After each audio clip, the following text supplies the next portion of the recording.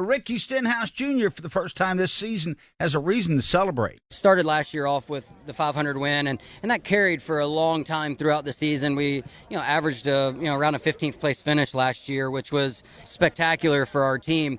This year, we're not executing to that level. So, I think now having a win going into the offseason builds a lot of momentum. We got a lot of cool things working behind the scenes that we're working on for next year, and this definitely helps. Alexis, I think last week when we were talking about dark horses and we could have non-playoff winners, we mentioned a lot of names. I don't know that you, myself, Brad, or anybody else on the panel thought to mention Ricky Stenhouse. Yeah, and kind of shame on us when you go back and think about it, because, this isn't Stenhouse's first foray into success at these types of racetracks. So I really wasn't surprised to see him up towards the top of the field towards the end of that race yesterday. He has been in this game for a really long time, and he has always been strong on those types of racetrack. I mean, he's a Daytona 500 winner, So Ricky Stenhouse Jr. now, Brad Gilly, is tied with Michael Waltrip with 4 career wins, all of them being on plate-type tracks. There's a point that that's not coincidence. No, it's not coincidence. And like he said, this is an equalizing factor. They are the little team that could. They're a very small race team, and to be able to get that win and go to victory lane says something. I thought it was interesting because Ricky Stenhouse Jr., remember, he's a 2-time Xfinity Series champion, and he had most of that success on intermediate tracks, on mile-and-a-half tracks. And he even said after the race, look, I wasn't really that good at these tracks when I was an Xfinity Series driver, but this is a skill that he's honed, I think partly out of necessity as well, because you look at the teams for which he's raced, they have struggled throughout his tenure there, but he's been able to put the cars in victory lane now 4 times, and for JTG-Daugherty Racing, the little team that could, they just keep on doing. And congrats to JTG-Daugherty Racing. They have now earned a spot in next year's All-Star race, and they can forego all of the other preliminaries to try to take part in that. Brad Keselowski was second, followed by William Byron, Kyle Larson, Eric Jones made up the top 5. Of course, the biggest stories to come out of Talladega was the huge wreck near the end that involved 28 cars. The math gets a little fuzzy. It was a lot. Joey Logano talks about it. The 2 got out there a little bit more than what he has been, and 21 gave me a shove and transferred that to the 6. You can't see what's in front of you from there, and he got to the 2 with a fair amount of steam there. And I mean, it's nobody's fault. It's not Brad's fault. It's not anybody's fault. It's just the product of the races we got, and everyone's getting more and more aggressive as the laps wind down, and it happens.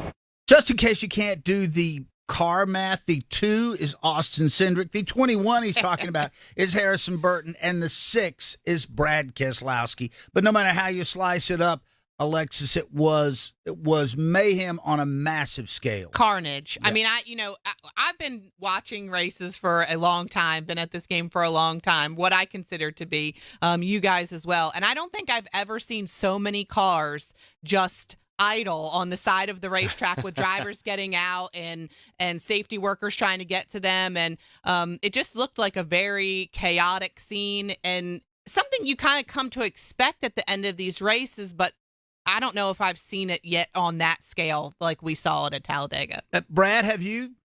No. I mean, obviously, with that being the biggest one in history, but it literally took, you're watching this race and think about it. Everything's nice and clean. You see the gray asphalt, you see the green grass, you see the white wall and all of that. And all of a sudden, this wreck starts happening. And it literally, I mean, it is true mayhem. There's dirt flying. There's smoke everywhere. There's cars. There's parts and pieces. You wonder who's going to stop. One of the great replays they show is sort of a side view of the cars going around the track. And here's Daniel Hemrick riding the wall, and he almost makes it through until he doesn't. And I mean, it's just like some people were going to make it through until someone clips them. All of a sudden they get clipped. They take out 2 other cars. And it was like a big domino effect in the way it all played out. It kind of, if you didn't know any better, it could be like a CGI scene from a big Hollywood right. blockbuster or something. But I think the one thing that we do need to point out is the fact that even with all of those cars getting involved in this incident, there wasn't one car that went airborne. And this past week, there were some changes made to the construction of areas of the car where it helped that, and clearly that worked. And I think that was a huge plus for what we saw when those cars started to wreck yesterday. And one other thing, and maybe now this is just a byproduct of this car and how we think about NASCAR racing, No injuries. Nobody's I know. hurt. They run the ambulances out there. Everybody gets out of their cars and walks off.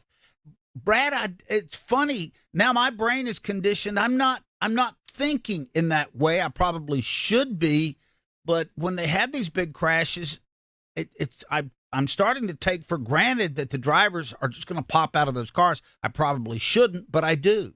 Yeah, there are a lot of feelings hurt, but physically, no. In fact, it seemed like the bigger wreck was the one before that, where Ross Chastain didn't get out of his car, didn't even drop the window net until safety workers got there and dropped it for him. In his words, Ross's, when I was ready to get out. But in that big melee, I mean, so many things are happening. And here's the other thing about that, too. You know, you could look at it, well, people are sliding and they're kind of hitting each other and energy is being dissipated in all of that. But you also look at that and realize that people are going at vastly different speeds at that point as well. And while someone may be sliding sideways and they've scrubbed off a lot of speed, someone may still be coming in close to full steam and run into them. I mean, you know, all of the different things and the way they happen, you could easily look at that and say, okay, how many people were hurt? And to realize that no one was. They all left the infield care center. Again, some of them disappointed, but they all left the infield care center and went back to their home. Alexis, there was a huge portion of stage 2 where we had 4 wide racing, 4, 5, 6 rows deep.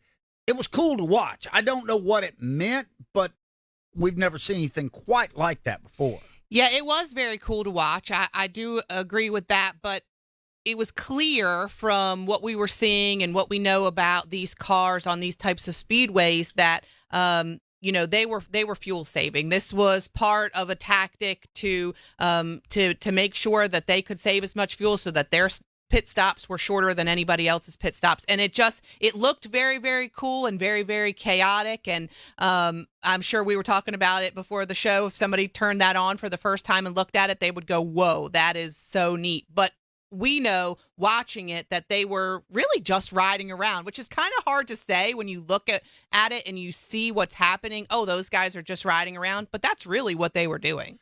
I did like the eye candy aspect of it, though, Brad. I did too. I mean, their fuel savings still at 180 miles per hour, which is pretty intense. But I do think one thing that really contributed to that, obviously Talladega is wide enough to be able to do that. Daytona and Atlanta aren't the same width as Talladega. But I also felt that people were saying, well, yeah, this is great. We're in fuel saving mode, but at a certain point, I'm going to need to try and collect stage points. So now let's create another lane that can move some of us closer to the front. And obviously we ended stage 2 with an incident in that regard as well. But it was honestly, that was an awesome way to watch fuel saving. I'm okay with that. I was going to put out on social media yesterday, but I backed off. Wow, Talladega now looks like Atlanta. But I thought people wouldn't get it. But the racing at Atlanta, which has become 3 wide, 6 rows deep, we saw that yesterday. We've seen a lot of dramatic stuff at Talladega, but never the kind of things that we saw yesterday. Yeah, I mean, I'll agree. And it's funny because, you know, we watch these races. There's several of them that we have now, especially with, you know, Atlanta's track changing to become, you know, enter into the super speedway category. And it seems like something always happens, or as of late, always happens that kind of surprises me or surprises us, surprises the audience, whether it's, oh, the advent of fuel savings, or, okay, now they're going 4 wide, 6 rows deep for, you know, 30 laps or whatever it is. And I kind of find it to be, you know, super interesting to watch because I know that something's going to happen. I'm going to be like, oh, wait, I wasn't expecting that. And that makes it fun to watch.